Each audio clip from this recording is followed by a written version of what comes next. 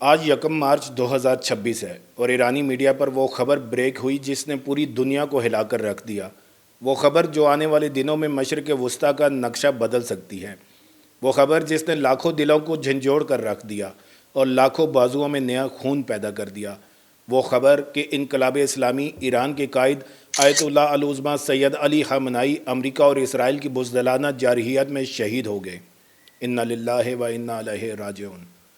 السلام علیکم، میں ہوں بشارت حسین کاظمی اور آپ دیکھ رہے ہیں کاظمی 360۔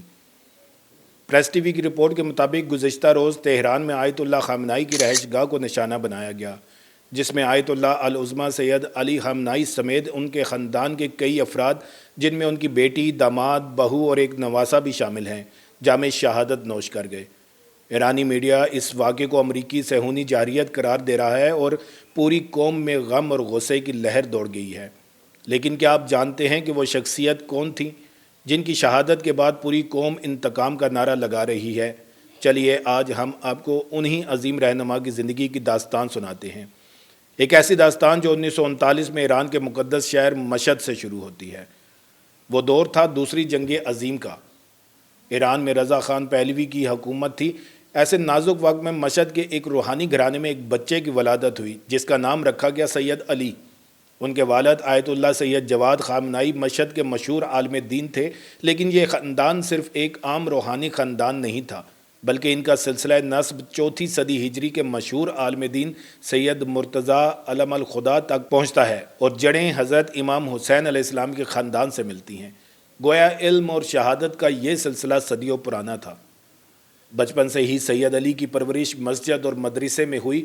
وہ اپنے بڑے بھائی سید محمد کے ہمراہ اپنے والد کے درس میں بیٹھتے اور دینی تعلیم حاصل کرتے، لیکن حالات کچھ اور ہی تھے۔ ان کی آنکھوں کے سامنے ایران پر مغربی طاقتوں کا بڑھتا ہوا تسلط، ظلم اور استبداد تھا۔ یہی وہ وقت تھا جب ان کے ذہن میں یہ خیال گھر کرنے لگا کہ صرف نماز روزہ سے معاشرے کی اصلاح نہیں ہو سکتی، بلکہ سیاست اور سماجی جدوجہد بھی دین کا حصہ ہے۔ چنانچہ 1960 کی دہائی میں وہ قم کے علمی شہر پہنچے جو اس وقت روحانیت کا مرکز تھا۔ وہاں انہوں نے عظیم اساتذہ جیسے امام خمینی، آیت اللہ بروجردی، علامہ طباطبائی اور مرتضیٰ مطہری سے کسب فیض کیا، لیکن یہاں ان کا ذہن صرف کتابوں تک محدود نہیں رہا۔ انہوں نے امام خمینی کی جدوجہد کو قریب سے دیکھا اور ان کے فکری شاگرد بن گئے۔ پھر وہ وقت آیا جب 1963 میں امام خمینی نے امریکہ کے خلاف تاریخی نعرہ بلند کیا۔ آیت اللہ خامنائی بھی اس تحریک میں کود پڑے۔ وہ جانتے تھے کہ یہ راستہ آسان نہیں ہے اور جلد ہی انہیں اس کا خمیازہ بھگتنا پڑا۔ وہ متعدد بار گرفتار ہوئے، جیل کی صحبتیں جھیلیں اور یہاں تک کہ جلا وطن بھی ہوئے، لیکن وہ ڈٹے رہے۔ 1977 میں جب امام خمینی کی جدوجہد نے زور پکڑا تو آیت اللہ خامنائی نے تہران میں علماء کی ایک انقلابی کونسل تشکیل دی۔ ان کا گھر انقلابی منصوبہ بندی کا مرکز بن گیا۔ انہوں نے پورے ایران کا دورہ کیا، عوام کو منظم کیا اور انہیں انقلاب کے لیے تیار کیا۔ اور پھر وہ مقبول زمانہ لمحہ آیا، 1989 کا اسلامی انقلاب۔ ایران کے عوام نے شاہ کی ظالم حکومت کا تختہ الٹ دیا اور امام خمینی کی قیادت میں ایک نیا نظام قائم کیا۔ انقلاب کی کامیابی کے بعد آیت اللہ خامنائی کی خدمات کا دائرہ مزید وسیع ہو گیا۔ انہوں نے انقلابی گارڈز کونسل میں کام کیا، دفاع مقدس میں محاذوں کا رخ کیا اور پھر 1981 میں ایرانی پارلیمنٹ کے ووٹ سے صدر بنے۔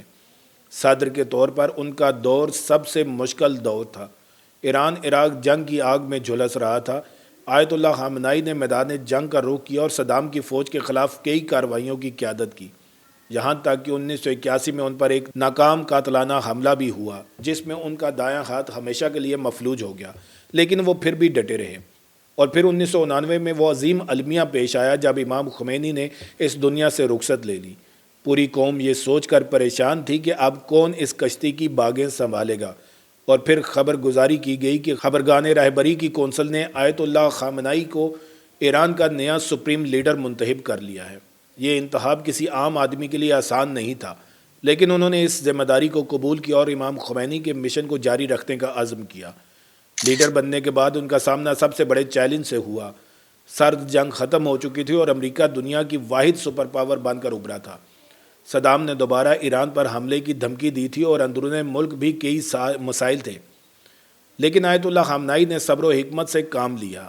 ان کا مشہور زمانہ نظریہ تھا کہ امریکہ کے ساتھ مذاکرات کسی مسئلے کا حل نہیں، کیونکہ امریکہ کبھی اپنے وعدوں پر پورا نہیں اترتا۔ یہی وجہ ہے کہ ایران نے کبھی امریکی دباؤ کے سامنے سر نہیں جھکایا۔ پھر وہ وقت آیا جب 2003 میں امریکہ نے عراق پر حملہ کر دیا۔ آیت اللہ خامنائی نے دانشمندی سے کام لیتے ہوئے اپنے پڑوسی ملک میں امریکی مداخلت کی مخالفت کی اور عراقی عوام کی حمایت کی۔ شام میں بھی جب داعش جیسی دہشت گرد تنظیم نے قبضہ کر لیا تو آیت اللہ خامنائی وہ پہلے شخص تھے جنہوں نے شام کی قانونی حکومت کی حمایت کا اعلان کیا۔ ان کی قیادت میں ایران نے داعش کے خلاف جنگ میں فیصلہ کن کردار ادا کیا اور خطے کو اس عظیم خطرے سے بچایا۔ لیکن ان کا سب سے بڑا خواب تھا فلسطین کی آزادی۔ وہ ہمیشہ کہتے تھے کہ فلسطین ہمارے دلوں میں زندہ ہے۔ اب ذرا سوچئے کہ ایک ایسی عظیم شخصیت جس نے پوری زندگی اسلام اور اپنے ملک کی خدمت میں گزار دی، جس نے کبھی کسی ظلم کے سامنے سر نہیں جھکایا، آج وہی شخصیت امریکہ اور اسرائیل کی بزدلانہ کارروائی کا شکار ہو گئی۔ ایرانی میڈیا کے مطابق آیت اللہ خامنائی کی رہائش گاہ پر ہونے والے اس حملے میں ان کے خاندان کے کئی افراد بھی شہید ہوئے۔ ان کا کیا قصور تھا؟ صرف اتنا کہ وہ ایک عظیم لیڈر کے گھرانے کا حصہ تھے۔ اسلامی انقلابی گارڈز کور IRGC نے اپنے بیان میں کہا کہ ایرانی قوم نے ایک عظیم لیڈر کھو دیا ہے، ایک ایسا لیڈر جو پاکیزگی روح، ایمان کی مضبوطی، معاملات میں دانائی، استکباری طاقتوں کے خلاف بہادری اور خدا کی راہ میں جد و جہد میں اپنے دور میں بے مثال تھا۔ انہوں نے مزید کہا کہ یہ شہادت ہمارے قوم کو عزیز امام خامنائی کے روشن راستے پر چلنے میں اور زیادہ پختہ کرے گی۔ IRGC نے واضح کیا ہے کہ امریکہ اور صہیونی حکومت کا یہ مجرمانہ اور دہشت گردانہ اقدام مذہبی، اخلاقی، قانونی اور روایتی اصولوں کی صریح خلاف ورزی ہے۔ چنانچہ ایرانی قوم کا انتقامی ہاتھ امام امت کے قاتلوں کو سخت، فیصلہ کن اور پریشان کن سزا دینے کے لیے ان کا پیچھا نہیں چھوڑے گا۔ دوستو، یہ خبر صرف ایک خبر نہیں ہے، یہ پوری دنیا کے مسلمانوں کے لیے ایک بیداری کا پیغام ہے۔ یہ ایک عظیم قائد کی شہادت کی داستان ہے، لیکن ساتھ ہی یہ مزاحمت کی نئی داستان کا آغاز بھی ہے۔ ایران کی عظیم قوم نے ثابت کر دیا ہے کہ وہ اپنے لیڈروں کی قربانیوں کو کبھی فراموش نہیں کرتا۔ آج پورا ایران ماتم کدا ہے، مگر اس ماتم میں عزم و استقلال کی ایک نئی لہر ہے۔ آج ہر ایرانی کے دل میں یہ بات بیٹھ گئی ہے کہ ان کے عظیم لیڈر کا خون رائگاں نہیں جائے گا، اور یہ پیغام صرف ایران تک محدود نہیں بلکہ پوری امت مسلمہ تک پہنچ گیا ہے کہ ظلم کے خلاف آواز اٹھانے والے کبھی خاموش نہیں ہوتے۔